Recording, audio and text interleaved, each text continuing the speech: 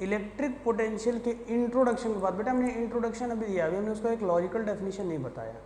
अब हम लोग आते हैं उसको लॉजिकल डेफिनेशन से। कुछ चीज़ें ध्यान से समझिए बेटा। सबसे पहले बोला जाए, डज चार्ज एग्जिस्ट विदाउट मास, क्या चार्ज बिना मास के एग्जिस्ट कर सकता है? तो बेटा देखिए, इलेक्ट्रॉन का ट्रांसफ़र ही क्या होता है, चार्ज का होना। इलेक्ट्रॉन जब ट्रांसफर हो रहा है, इलेक्ट्रॉन के पास मास है, तो बेटा इलेक्ट्रॉन के पास मास होता है 9.1 इंटू 10⁻31 kg। तो हम लोग जानते हैं कि इलेक्ट्रॉन के पास नेगेटिव चार्ज है, यानी कि चार्ज मास के बिना एग्जिस्ट नहीं कर सकता। But mass exist without charge. जैसे कि मान लीजिए ये पूरा इतना बड़ा मास है बोर्ड का, कोई चार्ज इसके ऊपर नहीं है, ये बिना चार्ज के एग्जिस्ट कर रहा है, लेकिन चार्ज बिना मास के एग्जिस्ट नहीं करेगा।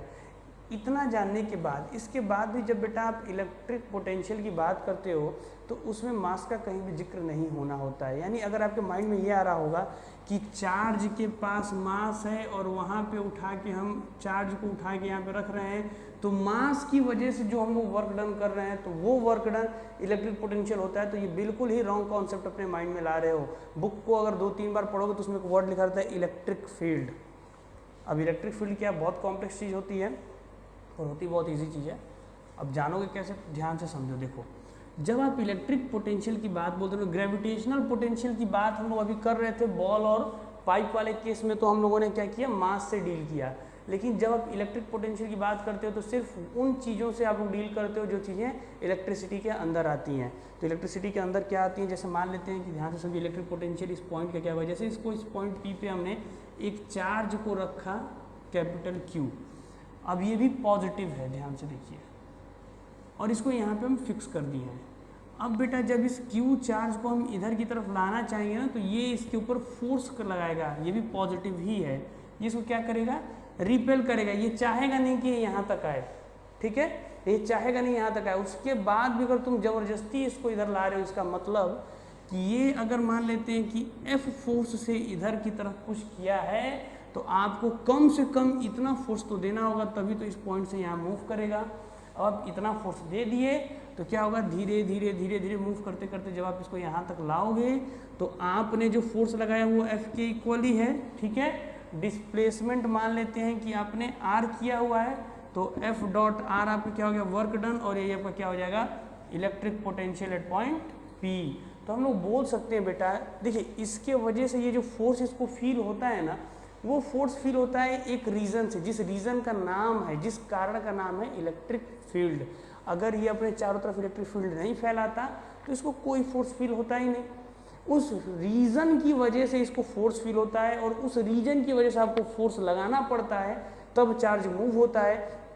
फोर्स लगाए हो तो वर्क डन करोगे, तो वर्क डन करोगे तो वही वर्क डन उसके पोटेंशियल एनर्जी में सेव होगा, उसी को कहते हैं electrostatic potential of that point. तो हम लोग बोल सकते हैं एक लॉजिकल रीजन जिसका नाम इलेक्ट्रिक फील्ड होता है, और हम लोग अपने डेफिनेशन में ये लिखते हैं तो फिर कि electric potential at a point can be defined as work done in moving a charge Q from infinity to the point P in presence of electric field, in presence of electric field. यानी कि इस charge की वजह से जो field था, जो force था, उसके चलते जो आपने वर्क डन किया वो, ना कि मास के वजह से। ये ध्यान दीजिएगा, ये आपका इलेक्ट्रोस्टैटिक पोटेंशियल होता है। नाउ इलेक्ट्रोस्टैटिक पोटेंशियल आप समझ गए, तो अब एक बात को और समझो। इसकी यूनिट होती है बेटा वोल्ट, इसकी यूनिट होती है वोल्ट, डिनोट किया जाता है V से। तो देखो बेटा, अगर आप इस पॉइंट पे किसी, और ये Q पॉइंट, 2 पॉइंट ले रहे हैं, यहाँ पे अगर बेटा पोटेंशियल V1 है और यहाँ पे अगर V2 है, तो पोटेंशियल बेटा स्केलर क्वांटिटी होता है, एनर्जी स्केलर क्वांटिटी होता है। स्केलर की तरह इसको क्या कहेंगे, तो डिफरेंस कितना होगा, V2 माइनस V1, ठीक है। अब वर्क डन, अगर Q चार्ज को आप यहाँ से उठा के यहाँ पे रखे हो तो वर्क डन कितना हो जाएगा, Q into V2 minus V1। यानी कि पोटेंशियल डिफरेंस, अब आप लोगों को समझाया जा रहा है, पोटेंशियल डिफरेंस होता है कि कितने चार्ज को, ध्यान से समझना, कितना वर्क डन करना है P से Q तक, कितने चार्ज को ले जाने में, कितना वर्क डन करना है P से Q तक, कितने चार्जेस को ले जाने में, वही मेरा पोटेंशियल डिफरेंस कहलाएगा, यानी कि potential difference of P Q, इसको कहेगा potential difference of P Q. तो इसका आप लोग इंग्लिश डेफिनेशन लिख सकते हो कि potential difference can be considered as work done per unit test charge. ठीक है, मतलब कि कितने चार्जेस को, एक चार्ज, दो चार्ज, 10 चार्ज, कितने चार्जेस को P से Q तक ले जाने में कितना वर्क डन किया गया है, या फिर इसका उल्टा वर्क डन P से Q तक ले जाने में जितना किया गया है divided by number of charge, total number of charge. ठीक है, तो जैसे फॉर एग्जांपल बेटा एक इस पे एग्जांपल देते हैं। यहाँ पे V1 है, V1 की वैल्यू बेटा अगर मान लेते हैं कि 230 वोल्ट है, ठीक है, और V2 की वैल्यू अगर बेटा 240 वोल्ट लेते हैं, तो यहाँ से यहाँ तक आप अगर ले जाते हो चार्ज को, किसी भी तरीके से आप ले जाते हो, तो कितना वर्क डन करोगे। तो पोटेंशियल देखते हैं ये क्या हो गया, वर्क डन इसी फॉर्मूले के हिसाब से, और चार्ज की value 4 coulomb, for example 4 coulomb of charge move होता है, तो 4 coulomb into V2 minus V1 यानी कि 240 minus 230 is equal to 4 into 10 यानी कि 40 जूल्स बोलते हो वर्क डन को, या फिर क्या बोल सकते हो, कूलाम पर वोल्ट भी बोला जाता है, यानी कि कूलाम वोल्ट भी जूल की यूनिट होती है, ये बात ध्यान में रखना है। तो इस तरीके से आप लोग एक सिंपल न्यूमेरिकल को सॉल्व कर सकते हो। एक दो और न्यूमेरिकल्स पे हम लोग वर्क करेंगे, ध्यान से समझिएगा। अब जैसे मान लेते हैं बेटा फॉर एग्जांपल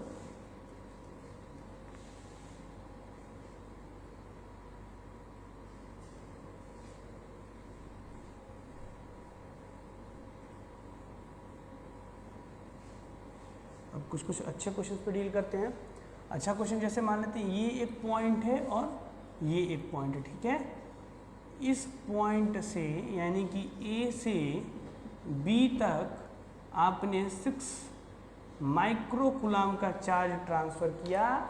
A से B तक आपने 6 माइक्रो कूलाम का चार्ज ट्रांसफ़र किया, और चार्ज को ट्रांसफ़र करने में जो वर्क डन आप लगा रहे हो, जो वर्क डन आपका यूज़ हो रहा है, वो वर्क डन की वैल्यू है 100 जूल्स। तो आपको पता करना है potential difference, what will be the potential difference. तो बेटा हम लोग जानते हैं, मान लेते हैं कि इसका पोटेंशियल VA होगा, यहाँ पे हमारा पोटेंशियल VB होगा। अब पोटेंशियल डिफरेंस ढूंढना है, यानी कि VA माइनस VB या फिर VB माइनस VA, यही हम लोग को ढूंढना है। तो हम जानते हैं कि वर्क डन क्या हो जाएगा, work done is equal to VB minus VA into Q is equal to W। क्या क्या चीज़ हमें यही फाइंड करना है। तो VB माइनस VA क्या हो जाएगा, VB minus VA is equal to W by Q, यानी कि वर्क डन आपका 100 जूल, और Q की वैल्यू कितना हो जाएगा आपका, कितना कूलाम, Q यानी कि 6 माइक्रो कूलाम, 6 माइक्रो यानी कि 10 टू पावर माइनस 6 होता है, ठीक है, माइक्रो मतलब 10 टू पावर माइनस 6। तो देखिए ये आपका हो जाएगा, ऊपर चला जाएगा, और 6 को यहाँ पे आप काट सकते हो, 6 1 जा 6 और बचेगा 4 0 6 6 जा, यानी 16.6 ले सकते हो रेकरिंग। तो ये आपका आएगा 16.6 इंटू 10 टू द पावर 6, ठीक है। ये आगे क्या निकालो, VB माइनस VA वोल्ट, ये रहा आपका आंसर, ठीक है। इस तरीके के भी क्वेश्चंस आते हैं, उनको भी आप लोग सॉल्व कर सकते हो। तो ये सब कुछ बेसिक तरीके के क्वेश्चंस हैं जिनको हमने सॉल्व किया। इलेक्ट्रिक पोटेंशियल आपको बताया, इलेक्ट्रिक पोटेंशियल डिफरेंस समझाया, ठीक है। इलेक्ट्रिक पोटेंशियल डिफरेंस अगर नहीं होगा तो आपका चार्ज का फ्लो नहीं होता है, और चार्ज का फ्लो हो गया यानी कि अब आ गया करंट इलेक्ट्रिसिटी। यहाँ से आप लोग करंट इलेक्ट्रिसिटी के बारे में स्टडी कर सकते हो। अब ध्यान से समझो कुछ और एस्पेक्ट्स इसके बारे में।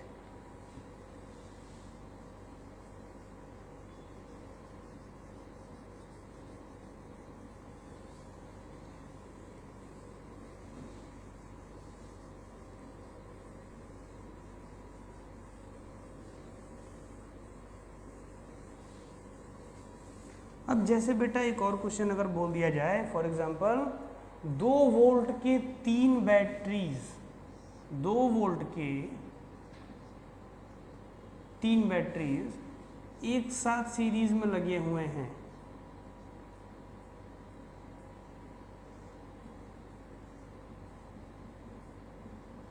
सीरीज में लगे हुए हैं, तो बताइए इन पॉइंट्स के बीच, मान लेते पी क्यू पॉइंट के बीच लगे हुए हैं, तो पी क्यू पॉइंट के बीच पोटेंशियल डिफरेंस कितना होगा। देखिए बैटरी करता है क्या है, बैटरी काम ये है ना कि पोटेंशियल का डिफरेंस क्रिएट कर दे तारों के अक्रॉस, जिस वजह से इलेक्ट्रॉन का मोशन होने लगे, नॉन लिविंग थिंग का मोशन होने लगे, इलेक्ट्रॉन मूव करेगा यानी चार्ज का मोशन होगा, चार्ज का मोशन होगा तो उसका अपोजिट में करंट फ्लो होता है। ये बैटरी का वर्क होता है। यानी ये जिस भी दो पॉइंट के बीच लगेगा उस पॉइंट में पोटेंशियल डिफरेंस कितना कहलाएगा, 2 वोल्ट कहलाएगा। यानी इन दोनों पॉइंट के बीच में पोटेंशियल डिफरेंस कितना कहलाया, 2 वोल्ट मान लेते हैं। तो मान लेते हैं सीधे से लेट एग्जांपल ले लेते हैं, यहाँ पे 0 वोल्ट का पोटेंशियल डिफरेंस था, 0 वोल्ट था, तो ये क्या करेगा, यहाँ के पॉइंट को 2 वोल्ट और कम कर देगा। इनके न रहने पे तो सब बराबर थे, बैटरी नहीं थे तो सब बराबर थे, बैटरी लगाते ही उधर क्या होगा, ये ढलांग ला देता है, ऐसे ढलांग ला देता है। जैसे मान लीजिए कि पाइप में ढलांग थी ना, तो बॉल मूव कर रहा था, वैसे ये क्या कर देता है, ढलांग ला देता है। ये क्या करता है, स्लैंट है, ऐसे बना देता है। तो अब देखिए 0 वोल्ट मान लेते हैं यहाँ था, इसके चलते 2 वोल्ट ये कम हो गया, तो इस पॉइंट पे इसने 2 वोल्ट और कम कर दिया। अब क्या हुआ, अब ये लग गया, तो अब ये क्या करेगा, ये -2 वोल्ट था, तो इससे इस वाले पॉइंट को और 2 वोल्ट कम कर देगा।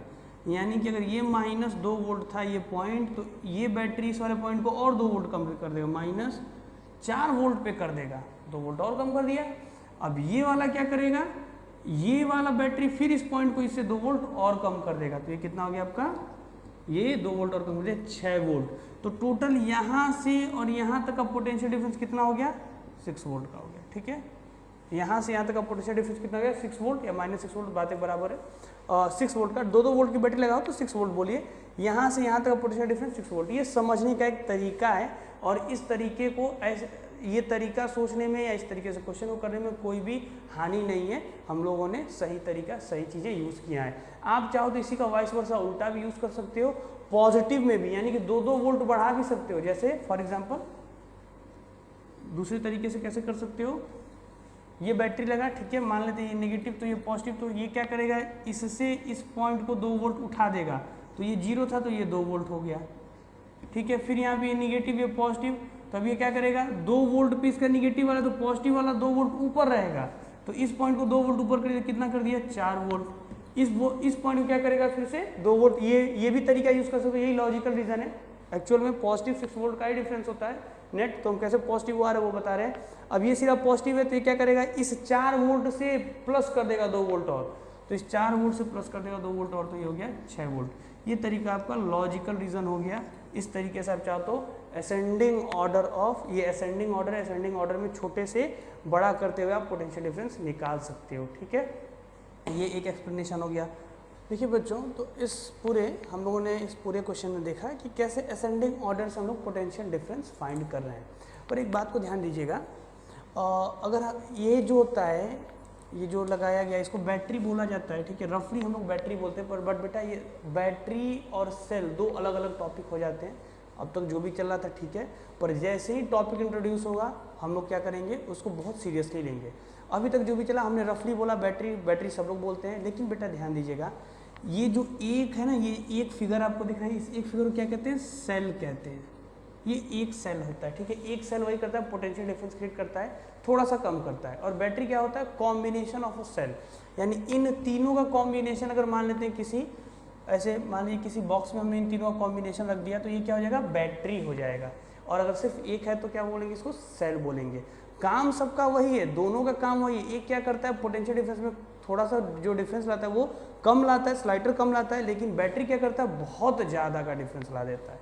ठीक है, तो बैटरी ज़्यादा आपको पावर दे सकता है, आप ये भी बोल सकते हो। बैटरी से ज़्यादा करंट विड्रॉ किया जा सकता है, ये भी बोल सकते हो, सेल से कम। अब बातों को ध्यान से समझिए। ये तो हो गया एक क्वेश्चन में सॉल्व करके आपको बताया।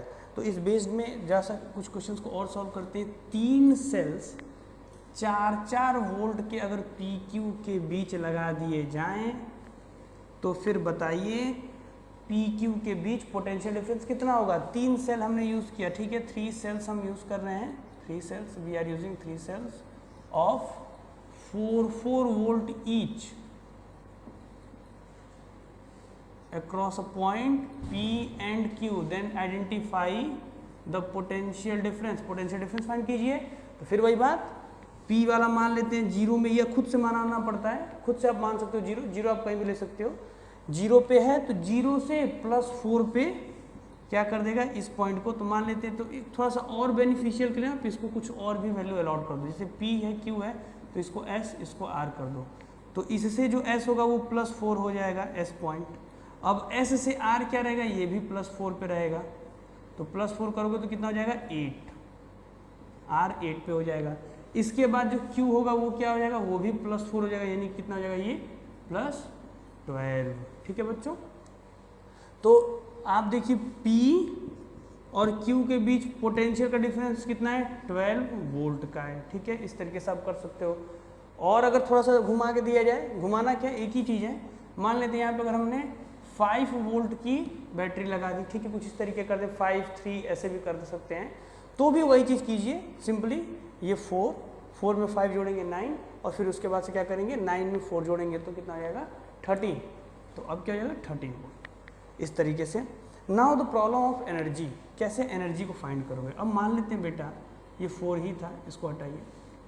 अब मान लेते हैं बच्चों कि ये 4 वोल्ट ही था और एनर्जी की बात हो रही है, ध्यान से सुनिएगा। 1 coulomb of charge is transferred from P to Q, P से Q तक ट्रांसफर हो रहा है, एक क्वेश्चन। दूसरा में what will be the energy for 1 coulomb of charge transfer from P to S।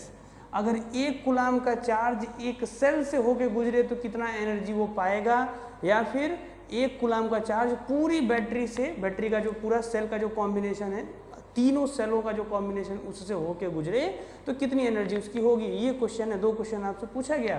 तो ध्यान से देखिए, हम जानते हैं कि जो हम लोग वर्क डन करते थे क्या होता था, यहाँ से आप बॉल को उठा के पॉइंट ए पे रख देते थे और वही आपका क्या हो जाता था, ये जो हाइट h होगी ये आपका क्या हो जाता था, जो वर्क डन करोगे इसका पोटेंशियल हो जाता है, इसका पोटेंशियल एनर्जी हो जाता था।